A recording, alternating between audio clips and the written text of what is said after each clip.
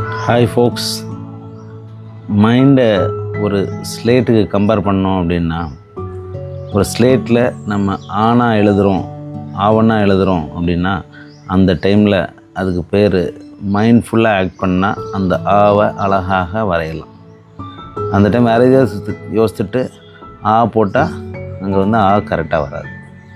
So இதுதான் mindfulness. அப்போ ஆவை கரெக்டாக ஆவன்னா போடுறது. அப்போ திரும்பி அந்த ஸ்லேட்டுக்கு மேலே நம்ம எழுதிட்டே இருக்கோம் அப்படின்பது அந்த கரெக்டாக பார்த்து எழுதக்கூடிய அந்த அழகான அந்த மைண்ட்ஃபுல்னஸ் வந்து அங்கே குறைவு ஏற்படும். அப்போ அதை ஓவர் கம் பண்ணக்கூடிய டெக்னிக் என்ன அப்படின்னு பார்த்திங்கன்னா மெடிடேஷன். மெடிடேஷன் என்ன பண்ணுது அப்படின்னா, மார்னிங் நம்ம ஒரு ஃப்ரீ மைண்டோட பிரெத்தோட நம்மளுடைய மைண்டை இணைச்சி கம்ப்ளீட்டாக அந்த ஸ்லேட்டை அழித்து கிளியர் பண்ணுறது தான் இந்த மெடிடேஷனோட வேலை. ஸோ மைண்ட்ஃபுல்னஸோட வேலை அது அழகாக அந்த இதை கான்சன்ட்ரேட் பண்ணுறது எழுதுறதா இருந்தால் அதுக்கு க்ளீன் ஸ்லேட் வேணும்னா நம்ம மெடிடேஷன் பண்ணி அந்த மைண்டை கிளியர் பண்ணி வச்சோன்னா அந்த டே நம்ம எழுதக்கூடிய எந்த ஒரு மைண்ட்ஃபுல்னஸ் ஆக்டும் நமக்கு ஒரு நல்ல ஒரு ரிசல்ட்டை கொடுக்கும்.